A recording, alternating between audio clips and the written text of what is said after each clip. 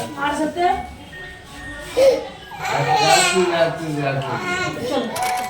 guys, good morning. Welcome to my channel Shelly Tapadar Vlog. আশা করছি সকলে খুব ভালো আছো, আমিও খুব ভালো আছি। আজকে সানডে, ছুটির দিন আজকে।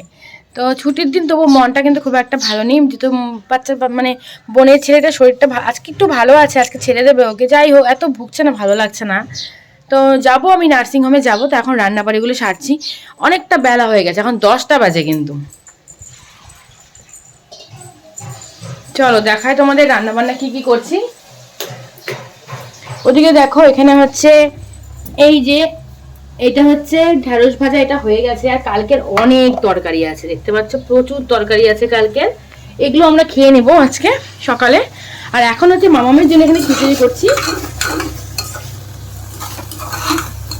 সব সবজিতে চাল ডাল দিয়ে খিচুড়ি করছি।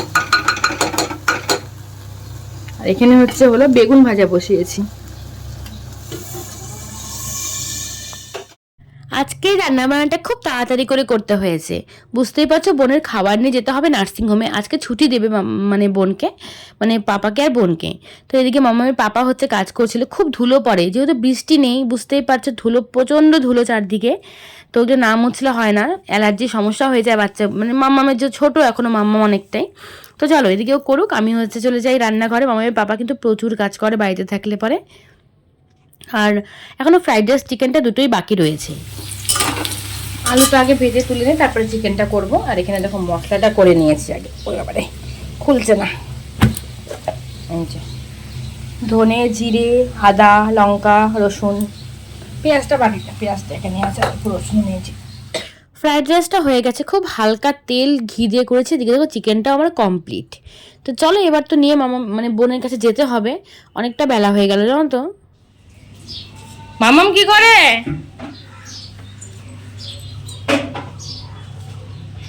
গাছের পেঁপে, এটা আমাদের গাছের না, কতগুলো পাকছে। এটা হচ্ছে কম পাকা, এটা বেশি পাকা।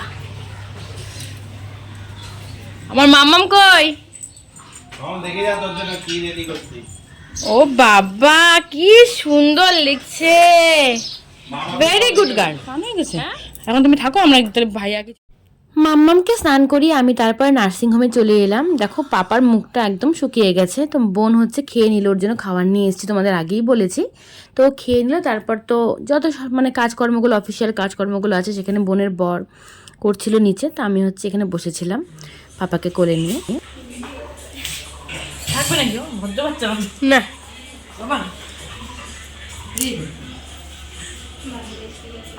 ভাত খায় না, খুব বাজে ভাত।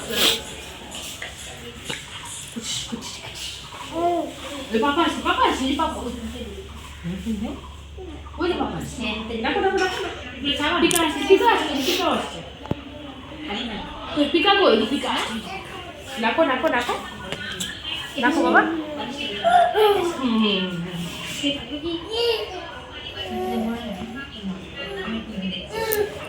কি নিবি, কি নিবি, কি নিবি?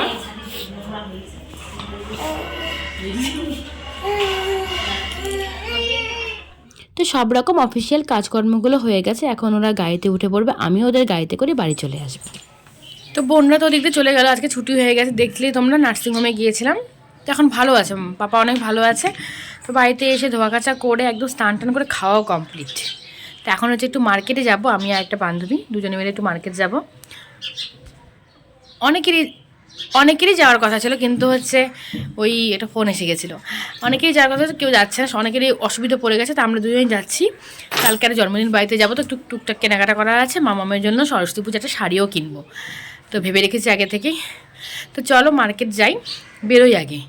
আর রকি দিয়ে আসবে আমাকে এখন, মামামের পাপা মামাম যেহেতু ঘুমিয়ে আছে, ও যেতে পারবে না, রকি দিয়ে আসবে। তো চলো, আমি এসে দাঁড়িয়েছি ফুলেশ্বরী বাজারে। তো এখান থেকে একজন আসবে, মানে মামামের এক ফ্রেন্ডের মা আসবে, আমি আর ও ঝুমুর মিলে দুজনে মিলে যাবো মার্কেটে, টুকিটাকি কেনাকাটা বললামই তোমাদের।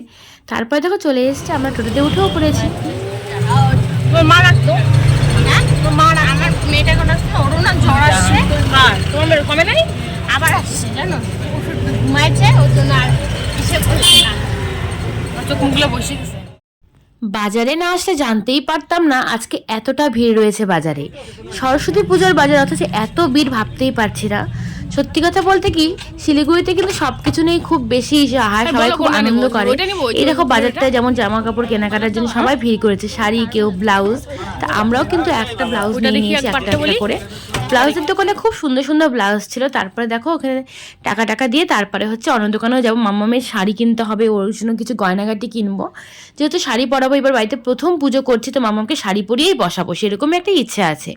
তো চলো এখন হচ্ছে অন্য একটা দোকানে চলে যাই। দেখতে পাচ্ছ বাজারে ভিড়ের অবস্থা, মানে ভাবা যায় লোকের মাথা লোকে খায় এমন একটা অবস্থা, মানে ভাবতে পারছি না এতটা ভিড়। তারপরে দেখো চলে এসেছে যে কানের দুলের দোকানটা, এত সুন্দর সুন্দর কানের দুল কি বলবো, মানে চোখ ধাঁধিয়ে যাচ্ছিলো পুরো আমার। তারপর নিয়ে নিলাম এখান থেকে একটা কানের দুল, খুব পছন্দ হয়েছে, ইচ্ছে আছে পুজোর দিন পরবো।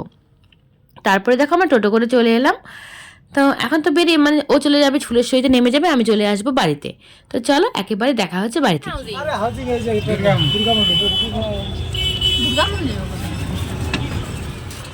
চলে এসেছি বাড়িতে, এসেই জল ফুটিয়ে নিলাম।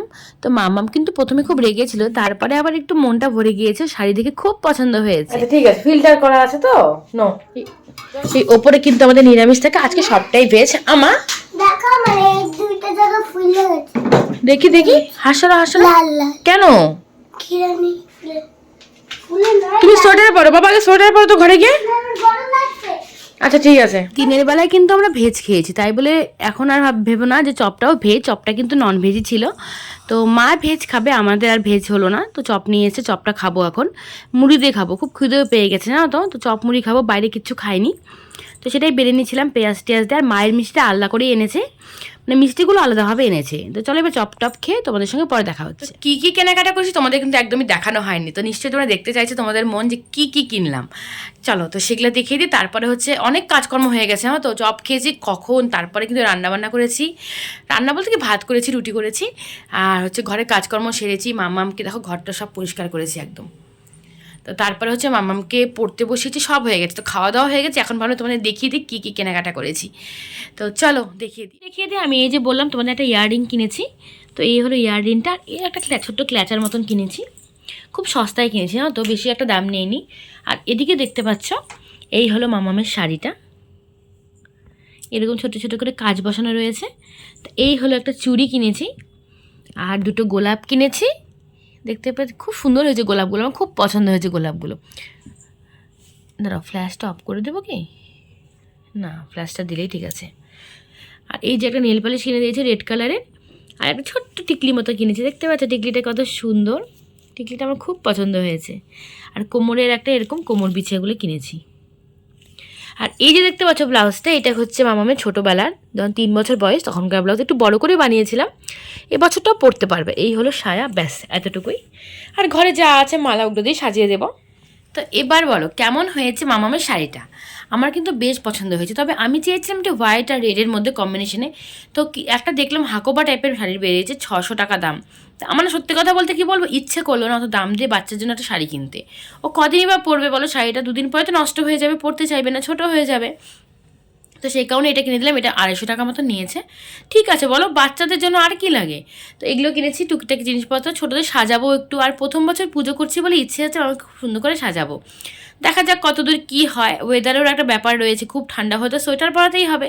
তো চলো যাই হোক, কেমন লাগলো অবশ্যই কমেন্ট করে জানাতে ভুলবে না। আর যারা আমার ভিডিও দেখছো অথচ চ্যানেলটি সাবস্ক্রাইব করা হয়ে ওঠেনি, তাহলে প্লিজ চ্যানেলটি সাবস্ক্রাইব করে দিও, আমার খুব তাড়াতাড়ি 1000 সাবস্ক্রাইবে পূরণ করে দাও। তো চলো টাটা করছি সকলকে, সকলে খুব ভালো থেকো, সুস্থ থেকো, গুড নাইট।